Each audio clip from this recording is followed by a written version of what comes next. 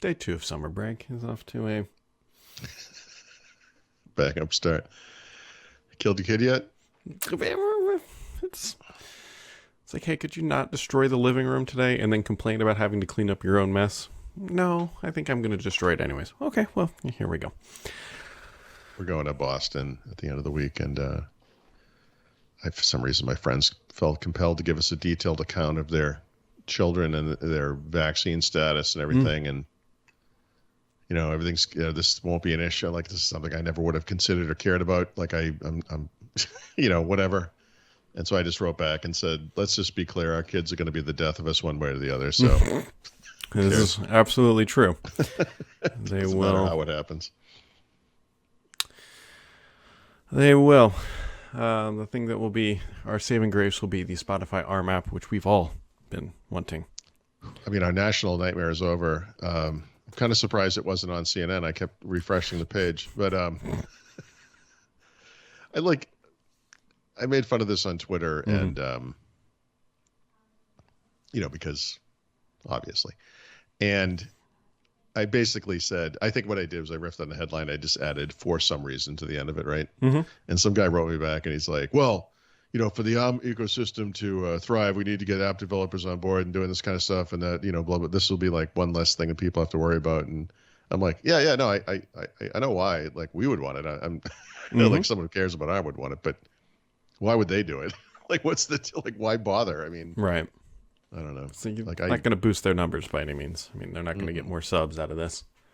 Yeah, right. Apple Music is killing us in ARM. We got to do something. Yeah. The other fun things that actually, I read the headline and then read the post and then read what Microsoft wrote. I was actually really surprised by this, is that Microsoft is removing money from Excel and also their Wolfram Alpha types, which were really big deals. And apparently, I guess, nobody uses them. I guess. Maybe. It doesn't surprise me. It doesn't surprise me that no one uses them. So these features were both introduced about a year ago. I think it's hard to tell with Microsoft 365. I'm 100% positive these are Microsoft 365 only features, one thing.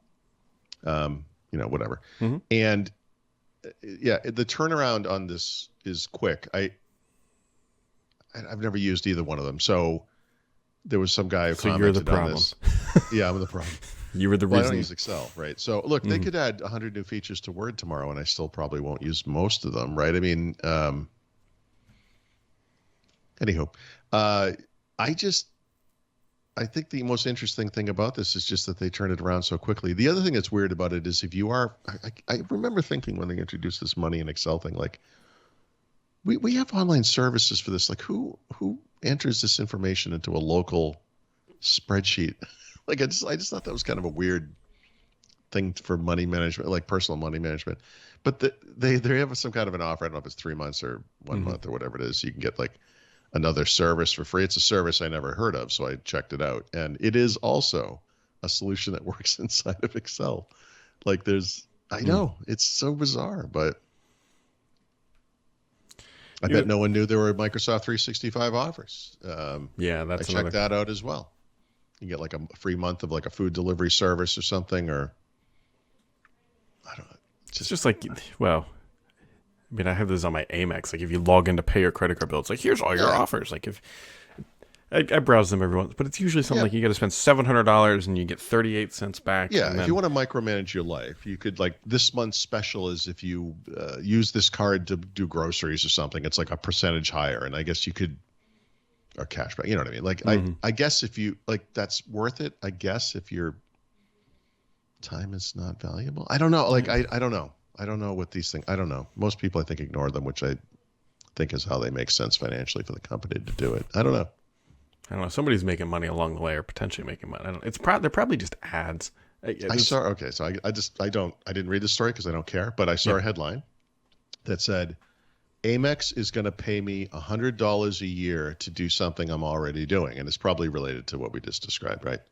And I just thought to myself, like, $100 a year? Yeah. Like, I mean, I could use that. $100. I mean, I don't mean to dump on $100, but I could use that same headline and say that Amex is paying me about $600 a year, or things I'm already doing because we use one specific credit card for everything, except for travel or buying airline tickets. It's slightly different, but it's still an American Express. It's the Delta one, whatever. So we use one specific Amex, and we get back like $600 to $700 a year. Now it cost me, I think, $125. I was gonna say our Costco thing. I don't know how often we do this, but the last one was like we got like $1,600, and I think it was because we had spent a lot on travel related stuff for some reason. We usually go through Amex for that actually, but I don't know. We use two cards basically, Amex and Costco, whatever Costco is now, a Visa or something. I don't know.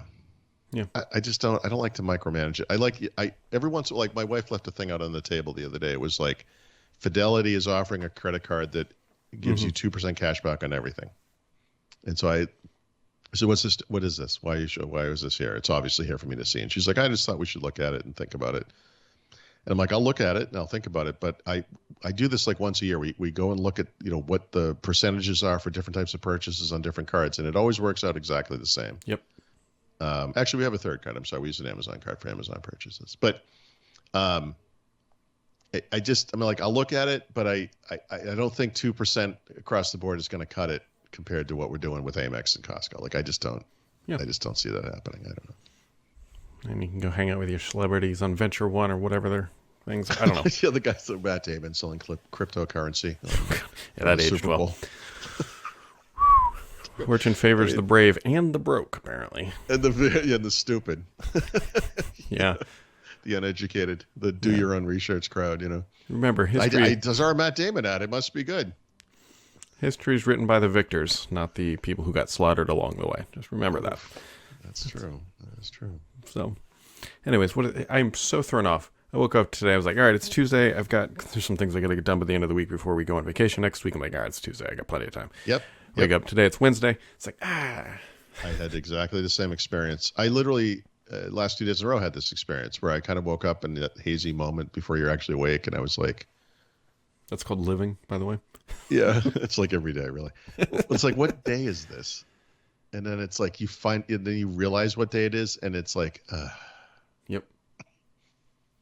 So yeah. All you know is it's not a Saturday. Confident. Yeah, even though I feel like I just had 7 Saturdays in a row somehow, Mm-hmm. It's hopefully my next week. Although I will tell you, so we're flying Allegiant, which for people outside the U.S. Oh yeah, we have that in Lehigh Valley. I know. I saw there's direct flights. I think from Cincinnati to Lehigh Valley. I'm not even making this up. I'm sure you're right, and it's probably an hour and 15 in the air. Not even. So the only way I can describe this is they're not the U.S. Ryanair. But they're like in that ballpark of. No, they're much smaller than that. I mean, Ryanair actually, they're terrible, but they're big. I mean, they're small. They're small is what the way they're small is like the destinations, like the places we could fly directly to. No offense, it's like Cincinnati's on the list. Like from Memphis, I think, not Nashville. We could fly to someplace in Florida that's not the place you want to go in Florida. It's like it's all these random little and that's their whole model regional is that airports, they fly direct from the non-core cities. Like they don't fly to Chicago. They fly to whatever, probably like South Bend, Indiana. Yeah, exactly. Right. But either way, so we're flying this. Although I looked at their planes are brand new, which is like stark contrast, but their seats are sheet metal with cardboard on top of them. They're like the old seats at Fenway Park. They're exactly 3/4 the width of a human ass. Yep. Oh, it's gonna be great. So I was watching. I was trying to figure because I've never flown Allegiant. It's like, all right, what's the deal here? And like the one review I read, is the guy's like, never fly on Allegiant for more than 2 hours because your back will kill you because of the seats. Fortunately, this flight that we're on is 3.5 hours, so I'm off to a great start. Where are you going? Punta Cana. Oh, right. You're flying Allegiant? Yes. Dude, that's an international flight. Dude, it's direct. Wow. So it's 3.5 hours. That's not bad. Dude, and it was cheap. I mean, they fly. Wait, what? I mean, I believe you, obviously. Allegiant flies to. So it's a charter flight from Allegiant from Cincinnati. But here's the thing: they do it every Saturday.